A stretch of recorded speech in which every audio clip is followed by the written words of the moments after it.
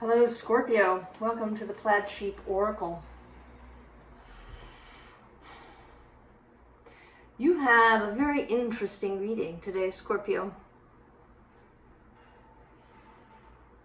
I've been sitting and staring at it for quite a little while now.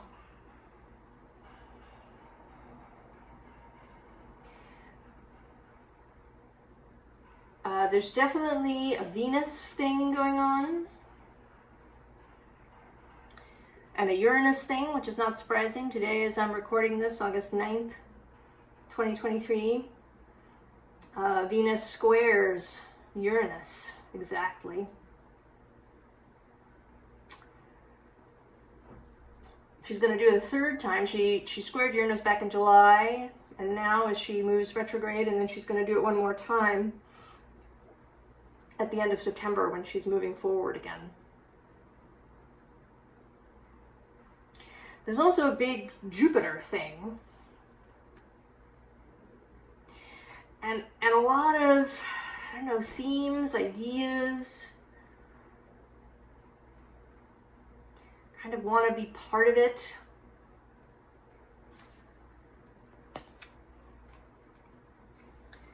We begin with this Oracle card from the Oracle of the Hidden Worlds. And for me, she is the going beyond card. Moving into, I kind of don't want to use the word level, since that sort of implies a hierarchy, but maybe into another dimension of things.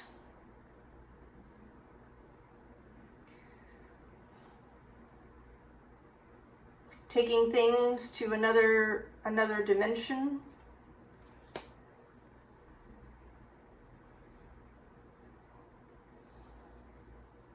Turning up the spiritual volume.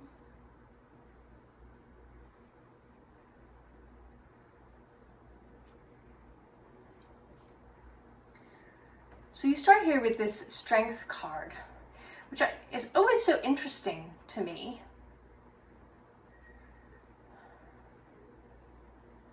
She looks a little bit like she's a little bit in trouble. I mean, she has keys in her hand there, and she has come out of the egg. But there is still this snake wrapped around her body. And the bottom half of her face in darkness.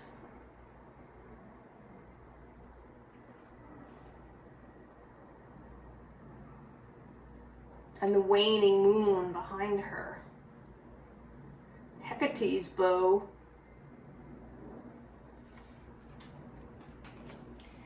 And she's followed by this very Hecate character.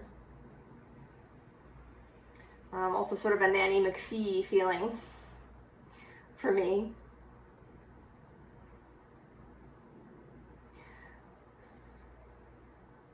The first thought I had when I looked at your cards this morning was, you're going to meet someone. But I think it's also possible that you're going to have an experience, or both.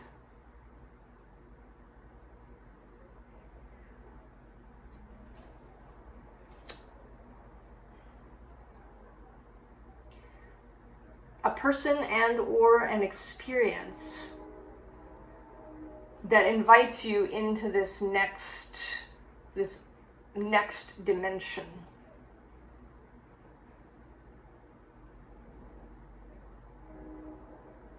Into the wider space where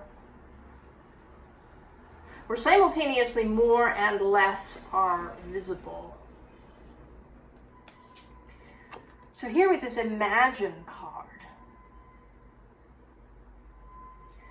what I mean by more and less is that more of The metaphysical, more of the spiritual, more of the invisible world will become visible.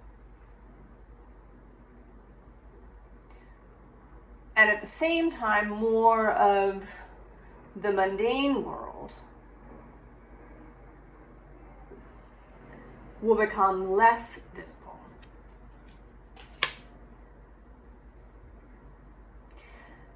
I don't know if this is a permanent situation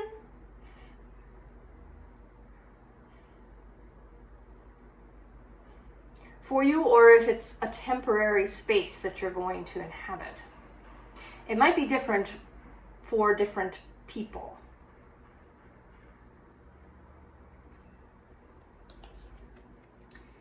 This Underhill Road card, for me, this woman is arriving, right? She's arriving in this new space. She's in her red dress, which if you've been with me for a while, you know this is, right, passion, being heart-led.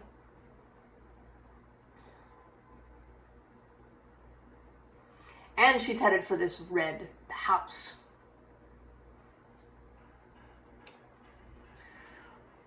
So coming into this more intense experience, not just in your red dress, but in a red house too.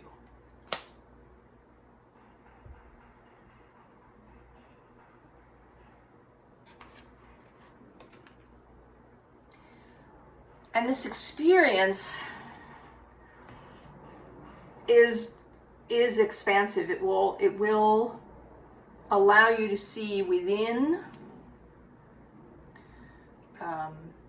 down to the bones of something.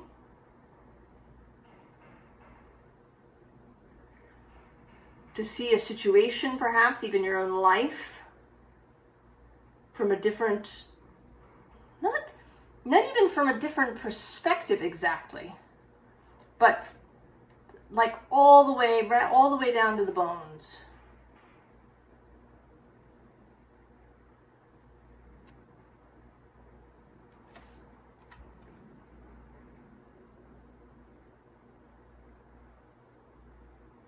The inner and the outer.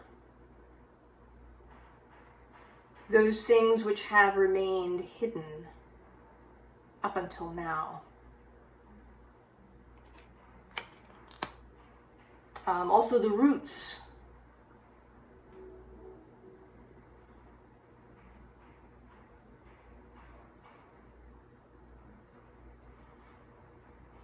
So that's another aspect of the oracle. The ability to see. And not necessarily the future, but deep into the now and into the past in the sense of the roots of things.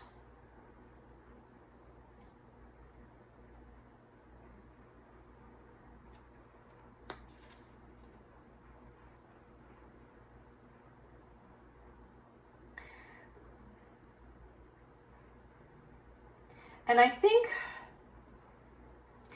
that maybe this wrapped up strength card has been a reluctance on your part, maybe a subconscious reluctance, to really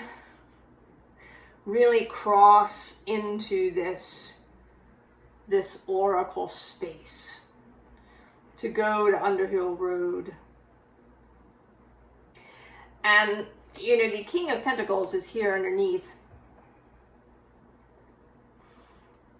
And he is, you know, he's right about the mundane, about the physical, about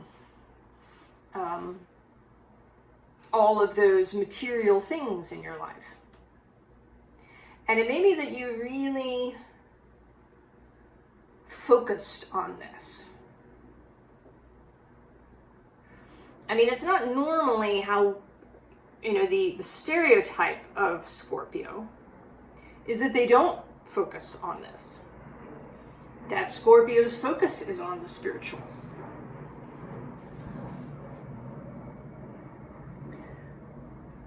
But I actually, in terms of these Scorpio sun people that or very otherwise Scorpio people that I've known in my life, that hasn't been true. They've all been very concerned with mundane things, what one would consider mundane things, with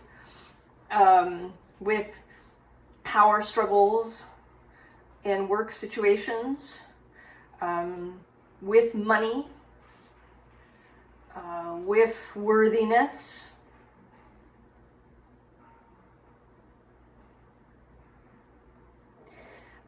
And of course, our world are, the fact that we're human and that we live in a society where the material is important. Not just because we are material, but because of how things work. So maybe you've been reluctant to really go to this other dimension fully. To me, you are not this woman, but this bear. And you're being offered this apple, this red apple. You're not sure you want to take it. I mean, right? That doesn't have good associations for us. We think of apples as something that the Wicked Queen gives you. This redness, this passion.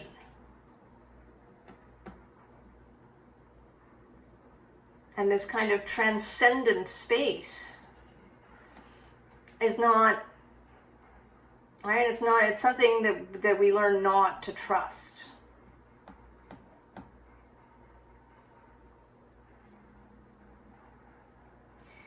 It makes me think, actually, that anybody out there who's an author, should write a story about Snow White's experience while she's in the glass coffin. Where does she go when she takes the bite of the apple? Does she maybe go on some sort of shamanic journey?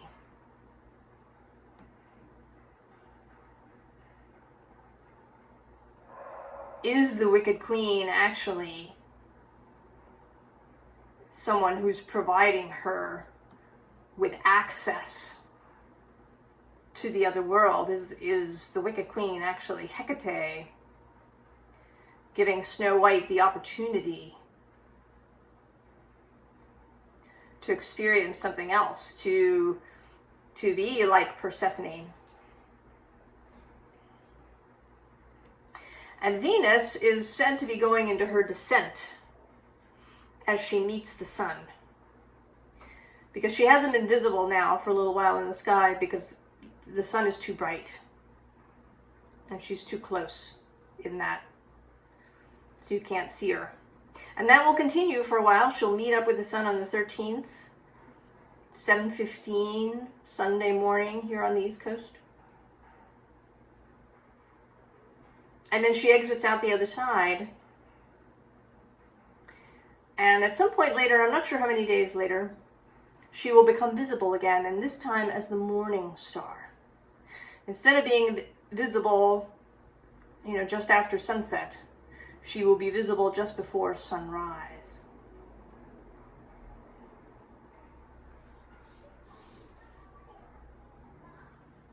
So this is a star point of Venus and Leo, part of the pentacle shape that she creates, or pentagram, rather, shape that she creates.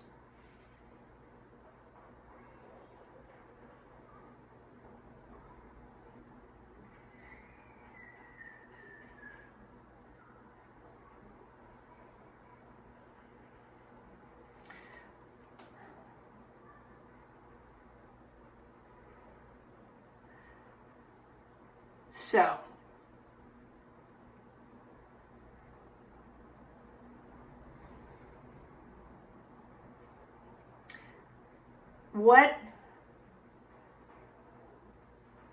What is that descent about? I mean, it's kind of interesting because she isn't, some people will say that this is Venus's descent into the underworld. And yet, it is the sun that she meets. She's not invisible because things are too dark. She's invisible because things are too bright around her. She has actually been flooded with light.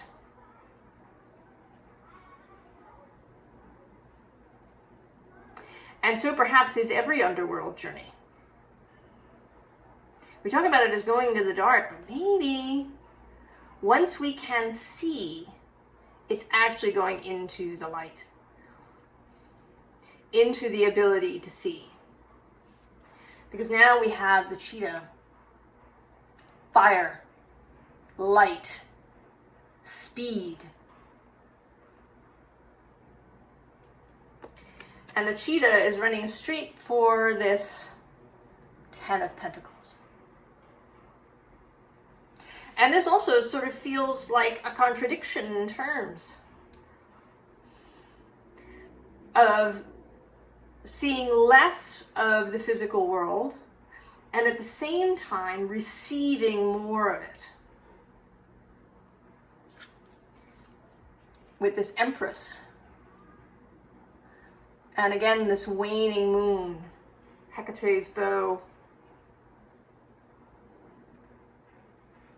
And we are now in a waning moon, headed for the Leo new moon on the 16th.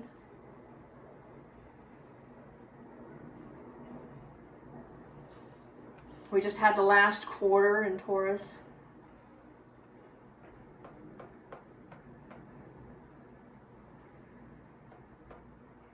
The moon moving through Gemini, which is one of Venus's points at this time.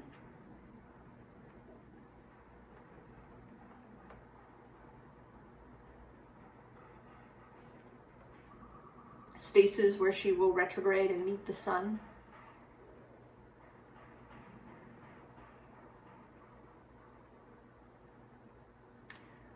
So,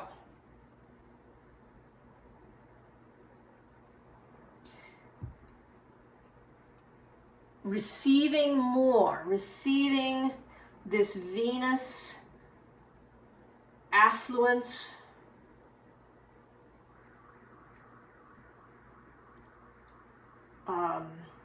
luxuriating, blossoming, beauteous energy of the physical, of this pentacle, earthy energy, by entering a more spiritual space.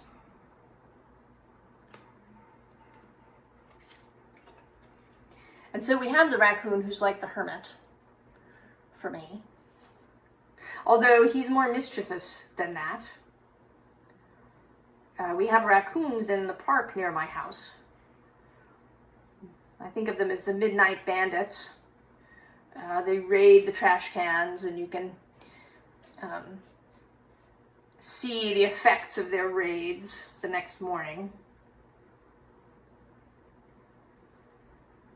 I've encountered one occasionally, usually at dusk.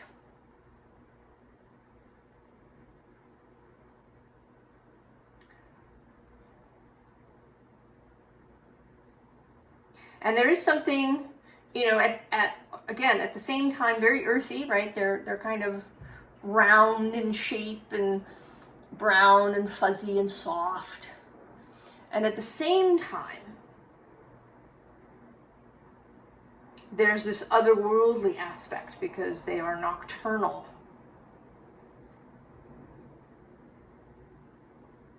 Animals of midnight. So hermit energy, but with a little twist.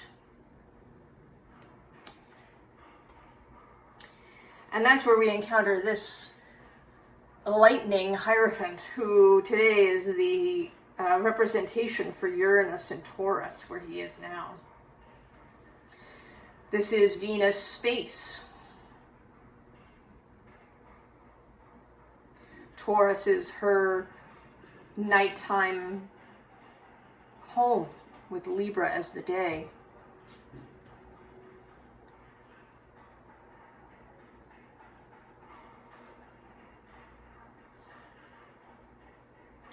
So this transition from evening star to morning star, this idea of darkness leading to light, of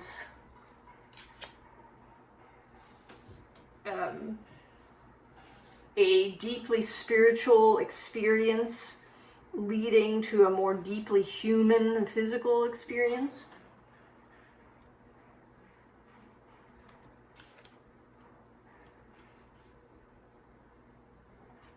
And then the Ten of Wands.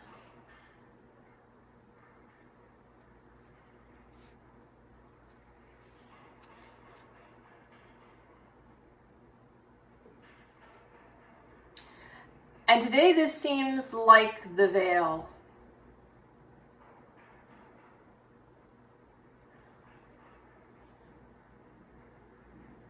That space between the visible and invisible.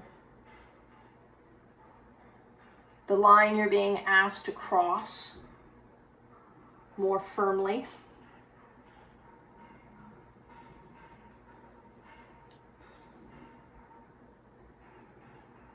And it seems impenetrable, like you'd have to push your way or hack your way through. But the previous Ten of Wands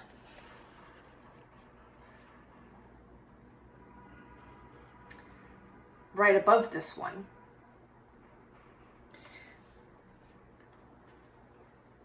is kind of about magic, right? There's a mirror, like Alice through the looking glass, passing through without having to hack your way or fight your way through. This ability to see.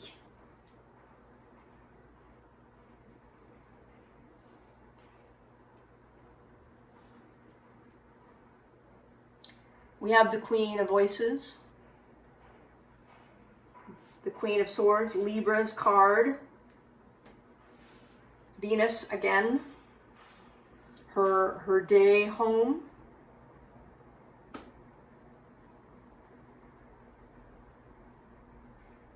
And she is becoming the morning star.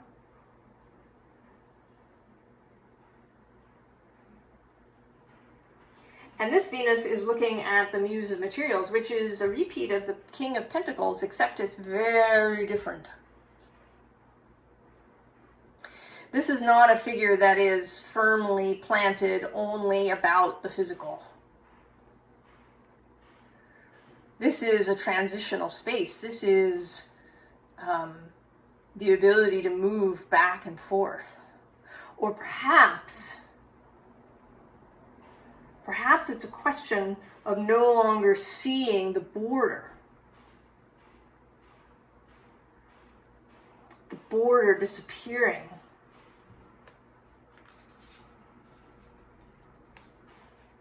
Moving effortlessly.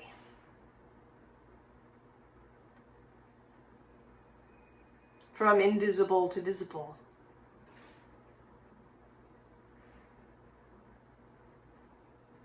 Just throughout the day.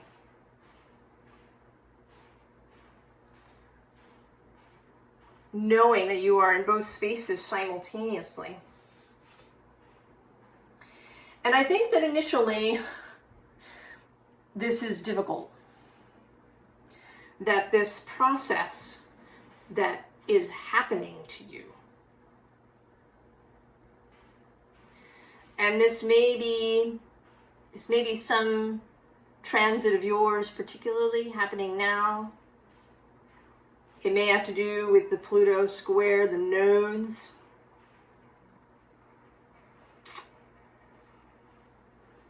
Also Mars. Two interesting things about Mars. One, he will soon be the only personal planet, really, with Jupiter kind of in between, and already in his shadow space. I mean, actually, all of the personal planets will go retrograde this year, except for Mars. He doesn't go retrograde until the end of 2024. So he is moving forward strongly, firmly. Another interesting fact, Mars, the actual planet, is currently moving a little bit faster than normal. And this has happened to our planet too, that we spin a little faster, making our day a microsecond shorter. Or millisecond shorter, I'm not sure which it is. And the same is happening to Mars.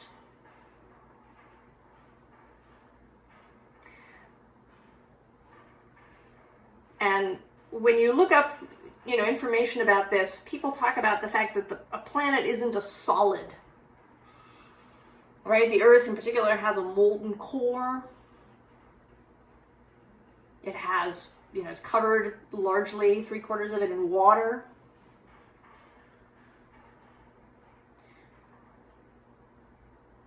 And it may be that this is just a process that happens, that sometimes planets move a little bit faster and then they move a little bit slower.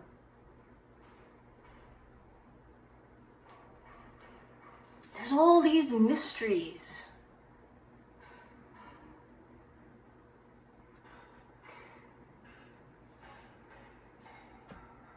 And I'm not even quite sure why I went down that tangent. But if you've been feeling this Ten of Swords, Ten of Voices energy, this, with all of the recent things, the heightened solar activity,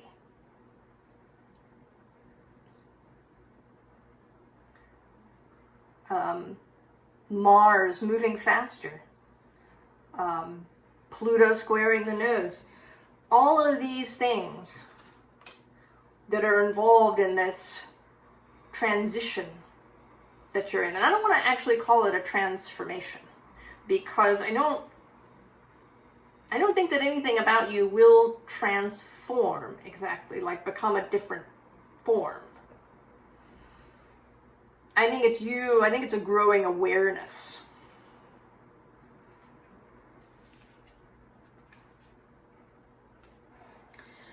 And at first, there is this efforting.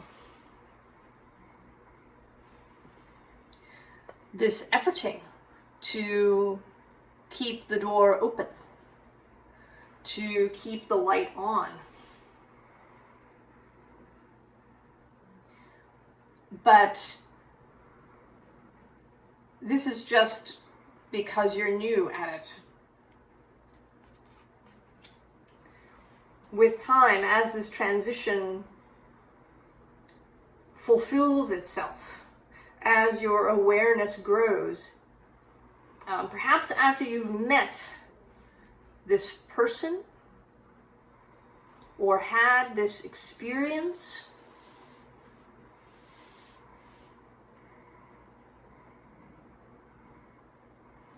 or maybe it's a sort of a revelation that you just shows up in your mind completely, a thought you've never had before. Clarity, greater awareness, Venus bursting into the light.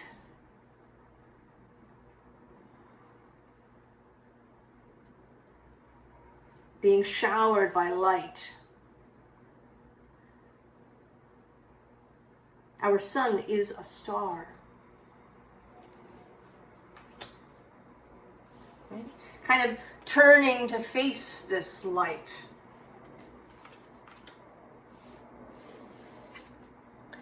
And then full awareness.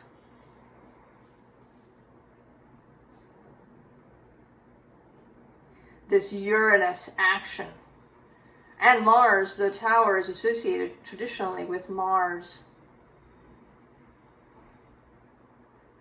And by extension with Scorpio. Revelation, understanding, awareness.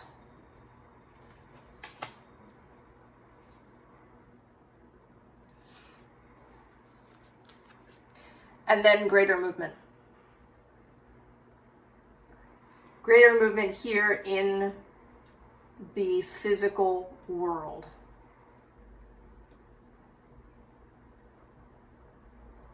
This clarity of understanding, this comfort with the invisible and everything that that means for you.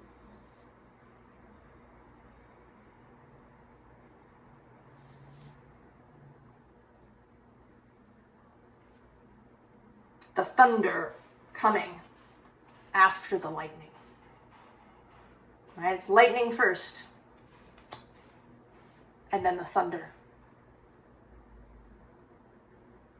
Awareness and action.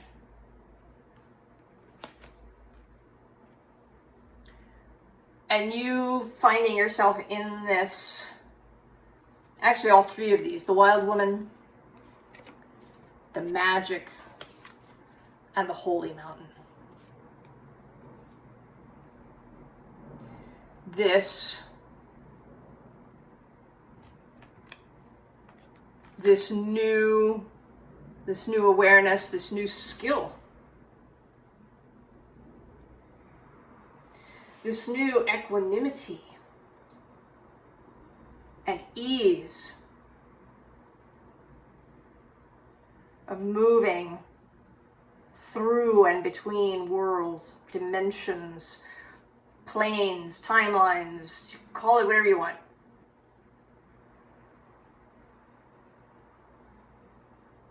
Right? These buffalo that are thundering through this mist. This mist of other planes, dimensions, spaces of existence.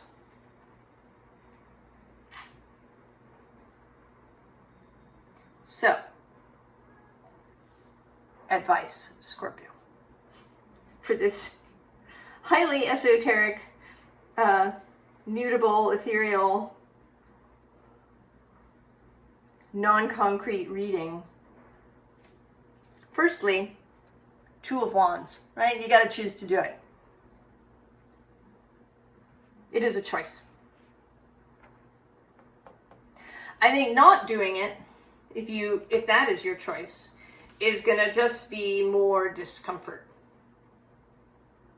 I mean, it may be if you hold out, if you stand your ground, dig your heels in, eventually this will ease up. You know, until we come around into some other astrological, energetic cycle that brings this back. Because we don't, even though, the planets all end up in different configurations, and it takes a long time before you get exactly the same configuration again. Not in your lifetime. But energies do repeat. You do get repeated opportunities. So you could say, no, I'm not going to go now. It's not a good time. But if you choose that, it's going to be uncomfortable for a while. So I would say,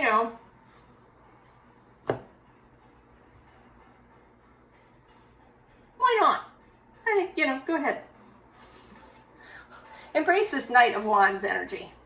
This cheetah energy. This red dress. Uranus, lightning, storm, thundering, bison energy. And we get strength, this time in a very different guise. fiery.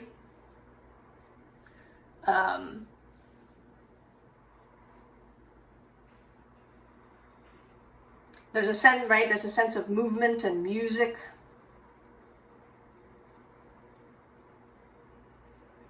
This Leo, Venus in Leo, showing up.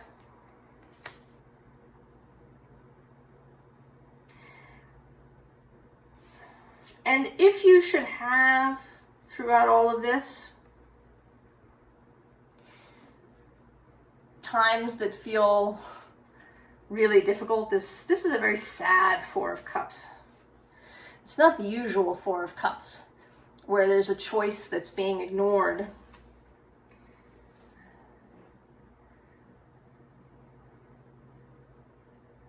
This is a sad, you're water pouring out, despondent kind of Four of Cups, or perhaps exhausted Four of Cups. It may be that you're not sad, but that this is taking a lot of emotional energy.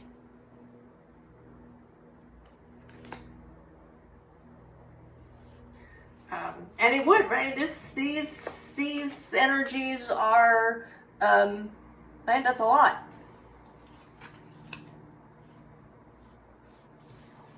This is a lot of incoming energy, incoming power, incoming information.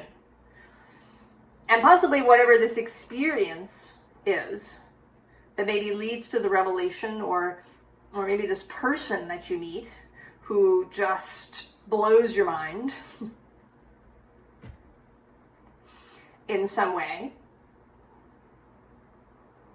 That can be tiring. You know, my dream, or one of my dreams, is to be so fluid and connected that this energy of the earth and of the cosmos flows through me, and I don't have to ever be like completely exhausted ever again. Wouldn't that be cool, right? To just be able to channel the energy of the universe through you.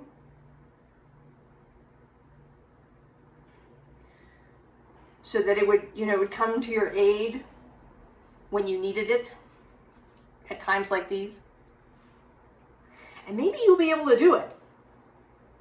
And if that happens, you have to come back and comment in here, so we all know it's possible.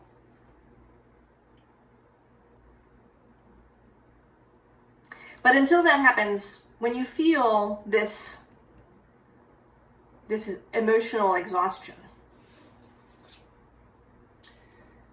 come back to the star.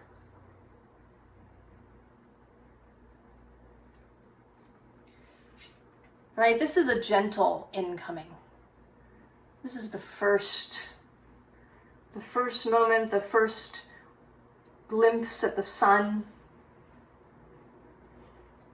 before Venus enters the heart of the sun. Kazimi.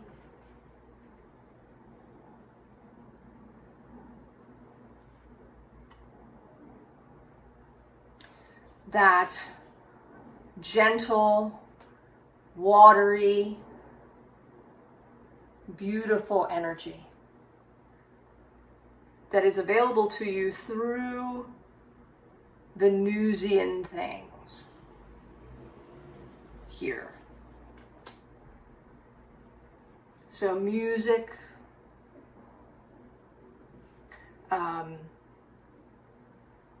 nature, good food, grounding food,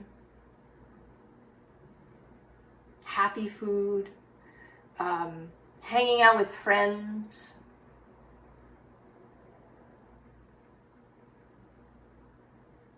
who refill you, engaging in creative stuff.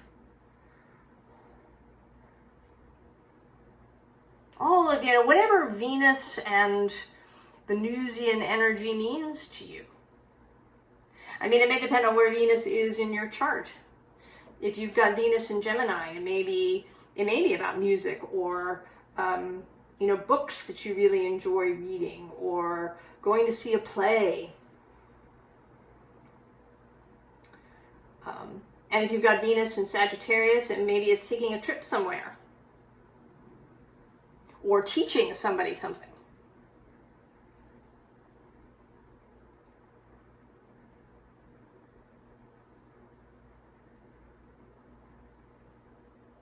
So, you know, whatever, take into account your own personal Venus energy.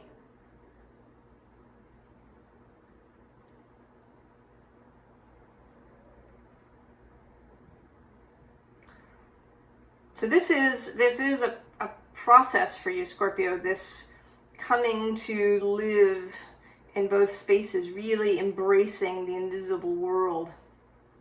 I mean, you know, maybe you've said to yourself, you've thought of yourself as a magician, or as a witch, or a priestess. But, you know, it's kind of,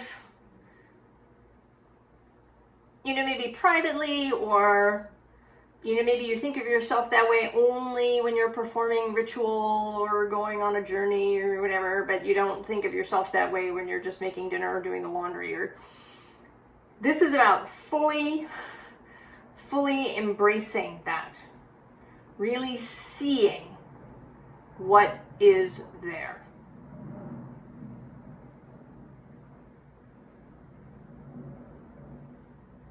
Entering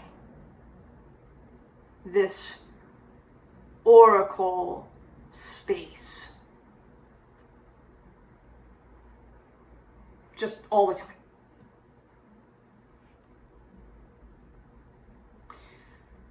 So I hope this was useful, Scorpio.